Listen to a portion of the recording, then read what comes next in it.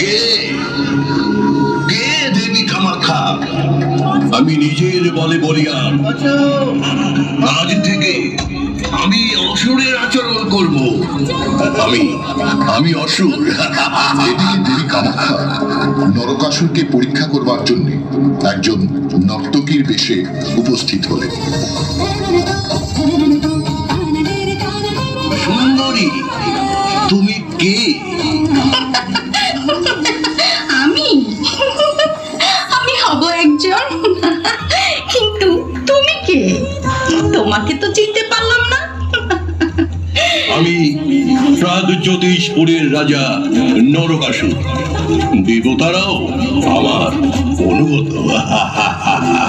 সুন্দরী, আমি তোমাকে বিয়ে করতে চাই। তাই নাকি?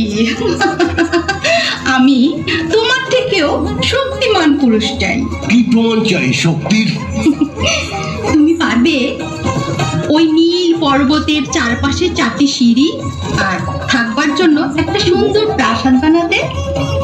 তাও আবার এক রাতের মধ্যে। পারবে? বলো বলো, পারবে? বৃথা দম্ভ করো না সুন্দরী।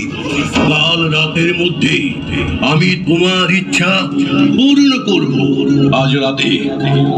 আজ রাতে তুমি আমার প্রাসাদে থাকো। কাল প্রভাতের পর তুমি আমায় বরমাল্য অর্পণ করবে সুন্দরী, বরমাল্য অর্পণ করবো।